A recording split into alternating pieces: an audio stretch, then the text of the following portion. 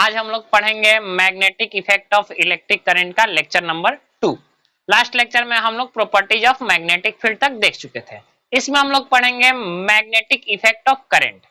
1820 में Oersted, HC Oersted नाम था साइंटिस्ट का। HC Oersted, OERSTED, Oersted. इन्होंने सबसे पहले इंट्रोड्यूस किया कि जो अगर कोई करंट कैरिंग कंडक्टर है उसमें मैग्नेटिक फील्ड होता है। इन्होंने एक एक्सपेरिमेंट किया। एक्सपेरिमेंट के बारे में हम ओरली बता दे रहे हैं, वैसा कोई एक्सपेरिमेंट नहीं है, उसको करके दिखाना है। उन्होंने क्या किया, एक वायर लिए, वायर में करंट पास करा दिए, उसके बगल में एक कंपास रखें और जैसे ही करंट उसमें पास हो रहा था, कंपास के नीडल में क्या हो रहा था, डिफ्लेक्शन शो हो रहा था। तो उन्होंने दिखाएं, सबको बताएं कि देखिए अगर किसी वायर में करंट जा रहा है तो उसमें मैग्नेटिक इफेक्ट होता है। तो ये हमारा मैग्नेटिक इफेक्ट का उन्होंने एक एग्जांपल पेश किया। उसके बाद सवाल ये उठने लगा कि अच्छा सर, आप बता रहे हैं कि किसी कंडक्टर में, किसी वायर में अगर करंट पास करा रहे हैं तो उसमें क्या होता है, मैग्नेटिक इफेक्ट प्रोड्यूस होता है। तो मैग्नेटिक इफेक्ट जो है, मैग्नेटिक फील्ड जो है, वो एक वेक्टर क्वांटिटी है, यानी कि उसका डायरेक्शन क्या होगा। तो डायरेक्शन के बारे में इन्होंने नहीं बता पाए। तो उसके बारे में हमारे एक साइंटिस्ट है जिनका नाम है मैक्सवेल। उन्होंने डायरेक्शन के बारे में एक रूल दिए जिनका नाम है Maxwell right hand thumb rule. तो टॉपिक डाला जाए Maxwell right hand thumb rule. Maxwell right hand thumb rule.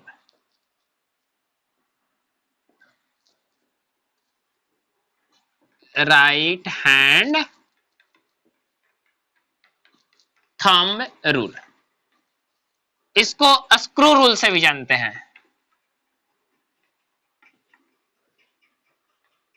Screw rule ये क्या था, इनके लॉ में क्या कहा गया। इनके लॉ में कहा गया, ऐसे हम बता दे रहे हैं, उसको फिर डिफाइन हम लोग लिख लेंगे। ये सपोज मानिए कि हमारा कंडक्टर है, वायर है, ये हमारा इधर आगे की तरफ, ऊपर की तरफ हमारा क्या हो रहा है, करंट पास हो रहा है। ठीक है, ऊपर की तरफ करंट चल रहा है। तो ये मानिए कि हमारा वायर है और ऊपर की तरफ करंट जा रहा है। ये वायर में ऊपर की तरफ करंट जा रहा है। ठीक है, तो इसे राइट हैंड, जिससे हम लोग खाना खाते हैं, ये राइट हैंड है हमारा, इसको हम ऐसे पकड़ लेते हैं। उन्होंने बताया ऐसे पकड़ लेना है। ये जो थंब है, छोटे इधर देखो, ये जो थंब है, थंब क्या बताएगा, डायरेक्शन ऑफ करंट। थंब क्या बताएगा, डायरेक्शन ऑफ करंट। और ये जो हमारा फिंगर है, जिस तरह से कर्ल होगा, ये जैसे कर्ल होगा, वो हमारा क्या बताएगा, मैग्नेटिक फील्ड का डायरेक्शन। यानी कि अगर हम यहाँ पर डायग्राम बना देते हैं तो हाथ का, ठीक है, थोड़ा सा डायग्राम वैसे बनाने आता नहीं है लेकिन हम बना दे रहे हैं। ठीक है, ये हमारा थंब है। ठीक है, हंसना नहीं है, पैरालिसिस मान लो है, इसका 5 उंगली है। ठीक है, ये पकड़ा है, तो ये हमारा थंब क्या है, करंट बताएगा। और ये क्या हुआ, जैसे ये कर्ल हुआ तो ये बताएगा direction of magnetic field. Direction of magnetic field, direction of magnetic field.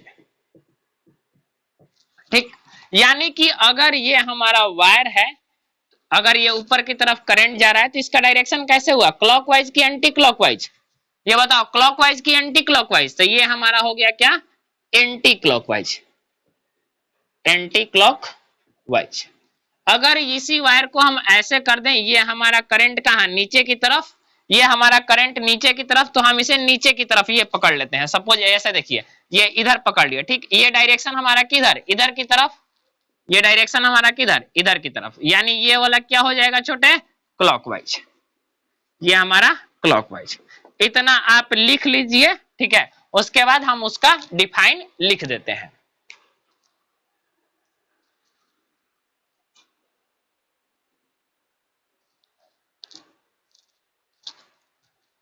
देखिए इधर इसका define, if you imagine hold current carrying conductor in your right hand.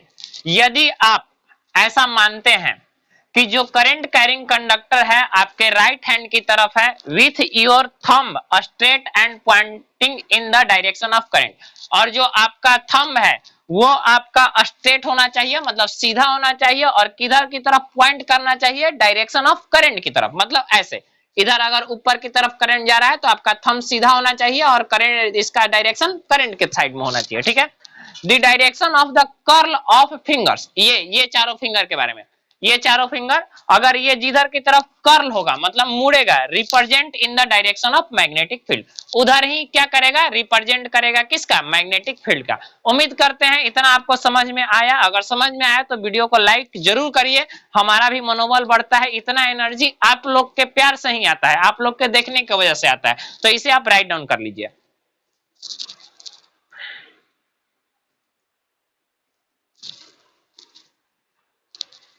आगे नेक्स्ट टॉपिक हम लोग देखेंगे, force on A charge particle moving in a uniform magnetic field. अगर किसी magnetic field के अंदर, यूनिफॉर्म मैग्नेटिक फील्ड के अंदर एक चार्ज पार्टिकल मूव करता है तो उस पर कितना फोर्स एक्ट होगा। तो ऐसे समझिए, सपोज हमारा ये वाला दीवार नॉर्थ पोल है और ये वाला दीवार हमारा साउथ पोल है। मैग्नेटिक फील्ड कैसे एक्ट करेगा, नॉर्थ टू साउथ इधर की तरफ जा रहा है, एक छोटा सा चार्ज पार्टिकल इसके बीच में टहलते हुए आ गया। अगर ये चार्ज पार्टिकल इसके बीच में टहलते हुए आ गया तो ये सारे मैग्नेटिक फील्ड क्या करेंगे, उस पर फोर्स लगाने लगेंगे, उस पर फोर्स लगाने लगेंगे। तो वो फोर्स कितना होगा, तो उसके बारे में ये डायग्राम आप देख लीजिए। ये हमारा uniform magnetic field, magnetic field भी दो टाइप का होता है, यूनिफॉर्म और नॉन यूनिफॉर्म। यूनिफॉर्म के बीच में इक्वल डिस्टेंस होता है, नॉन यूनिफॉर्म के बीच में इक्वल डिस्टेंस नहीं होता है। अगर एक चार्ज पार्टिकल हमारा क्यू चार्ज पार्टिकल है, ठीक है, जो भी वेलोसिटी से टहलते हुए इस मैग्नेटिक फील्ड के अंदर आ गया। अब ये मैग्नेटिक फील्ड का जो होगा उसे बी से डिनोट करेंगे स्ट्रेंथ को। ये हमारा इस एक्सिस से थीटा बनाया। अब ये सारे मैग्नेटिक फील्ड क्या करेंगे, इस पर फोर्स लगाने लगेंगे। जैसा नहीं होता है, एक इलाका का कुत्ता है दूसरा इलाका का चला गया तो उस पर क्या सारे लोग भौंकने लगते हैं। ये बेचारा मैग्नेटिक फील्ड था, एक चार्ज पार्टिकल इसके अंदर आ गया, अब सब इसमें बौखलाहट हो जाएगा, अरे ये कहां से आ गया, इसको पिटना है पिटना है पिटना है। तो ये क्या करेगा, इस पर फोर्स लगाएगा। तो जो फोर्स होगा वो कैसा होगा, जो फोर्स लगेगा इस चार्ज पार्टिकल पर फोर्स लग रहा है, ये force is directly proportional to the magnetic field, ठीक है। Force is directly proportional to the charge, force is directly proportional to the v मतलब क्या, वेलोसिटी ऑफ चार्ज है, v मतलब वेलोसिटी ऑफ चार्ज, और f is directly proportional sine theta.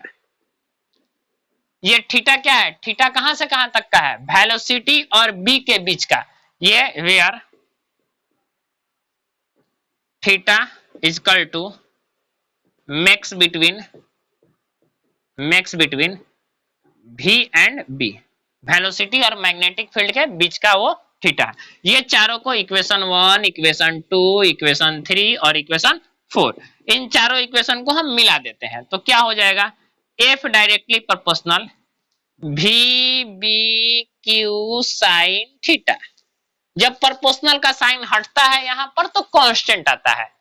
अब कहेगा कहीं कांस्टेंट आता है कहीं कुछ आता है, अपने मन का है ना बाबू, अपने मन का नहीं है, ठीक है। अभी आप जानिए कि सिर्फ यहाँ कांस्टेंट आता है, वो आगे जाइएगा इंजीनियरिंग ग्रेजुएशन में तो वो अलग से पढ़ना है। तो ये क्या, प्रोपोर्शनल का साइन हटा दिए तो एक कांस्टेंट 1 आ गया, यानी क्या v b q sign theta. ये हमारा फोर्स कब एक्ट करेगा, अगर कोई चार्ज पार्टिकल किसी मैग्नेटिक फील्ड में एंटर कर गया तो वो उस पर फोर्स लगाना शुरू कर देगा। इतना आप राइट डाउन करिए। इसी में दो और केसेज हैं जो हम लोग पढ़ेंगे।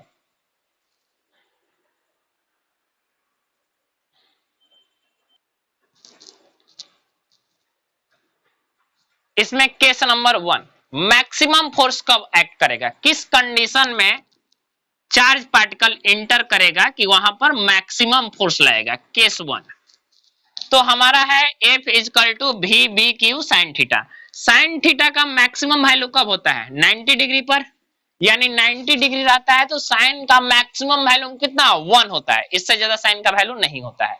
यानी कि अगर 90 डिग्री पर हो गया तो F मैक्सिमम कितना हो जाएगा, वी बी क्यू। और इसका कंडीशन, इसका डायग्राम कैसा होना होगा, इधर ये मैग्नेटिक फील्ड के स्ट्रेंथ को हम लोग किससे डिनोट करते हैं, बी से करते हैं। एक चार्ज पार्टिकल यहाँ पर क्यू आ गया जिसका वेलोसिटी कितना v, और यहाँ एंगल कितना बना लिया 90, तो ऐसा होगा। ठीक है, सीधे सीधे इंटर कर जाएगा तो सबसे अधिक फोर्स लग जाएगा। दूसरा, मिनिमम फोर्स कब लगेगा, मिनिमम फोर्स कब लगेगा, तो मिनिमम का वैल्यू कब होता है, थीटा इजकल टू किस पर हो, 0 डिग्री पर, यानी कि एफ मिनिमम इजकल टू कितना हो जाएगा, 0। 0 मतलब कुछ हो नहीं फोर्स लगेगा, यानी कि इसका डायग्राम कैसा, ऐसा। ये हमारा मैग्नेटिक फील्ड हो गया बाबू, ये हमारा चार्ज पार्टिकल हो गया, और किधर की तरफ टहलने लगा, उसी डायरेक्शन में, दोनों का डायरेक्शन एक ही हो गया। मतलब क्या, एंगल कितने का बनाया, 0 डिग्री का। तो ये मिनिमम और ये मैक्सिमम, ये आप लोग, आपको समझ में आया होगा बहुत अच्छी तरह से। वीडियो को फिर से बोल रहे हैं, लाइक जरूर करिएगा, ठीक है।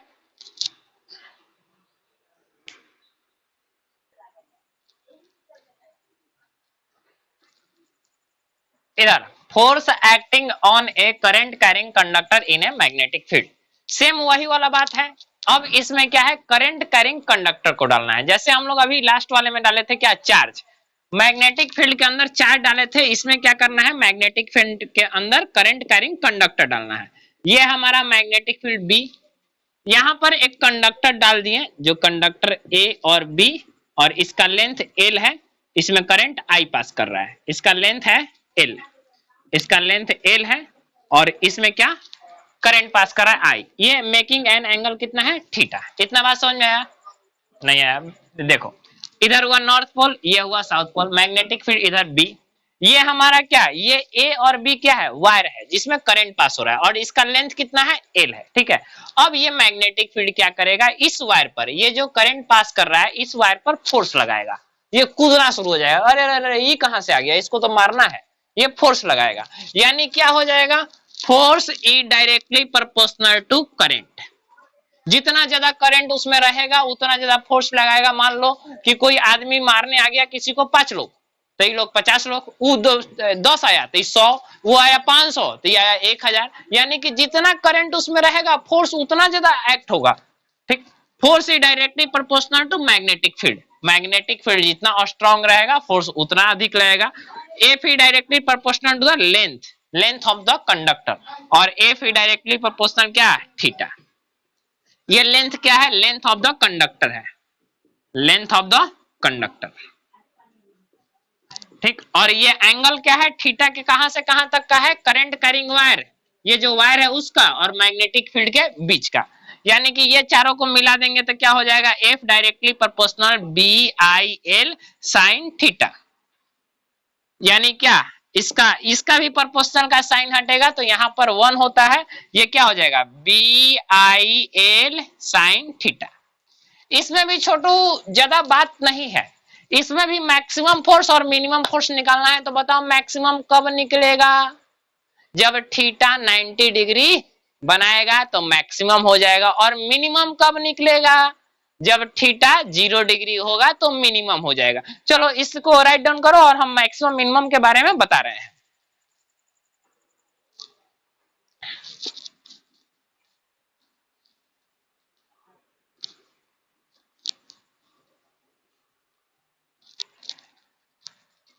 इधर बोला जाए, बोलो मैक्सिमम फोर्स कब होगा, मैक्सिमम फोर्स क्या हो जाएगा, यहाँ थीटा जब 90 डिग्री हो जाएगा, 1 नंबर थीटा 90 हो जाएगा तो फोर्स क्या हो जाएगा, मैक्सिमम, यानी कि साइन थीटा का वैल्यू 1 हो जाएगा, सिर्फ आएगा बी आई एल, ठीक। और इसका डायग्राम कैसा होगा, इधर देखा जाए, ये हमारा मैग्नेटिक फील्ड, मैग्नेटिक फील्ड का स्ट्रेंथ को बी से डिनोट करेंगे। 90 डिग्री मेक 19 डिग्री का मतलब क्या, ये करंट है, और ये कितना का हुआ, बना लिया 90 डिग्री का। दूसरा नंबर थीटा इजकल टू 0, अगर 0 डिग्री हो जाएगा तो फोर्स हमारा कितना, मिनिमम, मिनिमम हो जाएगा तो हमारा क्या 0। ये मिनिमम होने का मतलब क्या कि मैग्नेटिक फील्ड ये है और इस पर करंट कैसा गया है, उसी डायरेक्शन में करंट गया, यानी मैग्नेटिक फील्ड और करंट के बीच में कितने का एंगल, 0 डिग्री का। अरे इसको ओवरलैप करा दो, 0 डिग्री हो जाएगा। चलो इतना समझ में आया।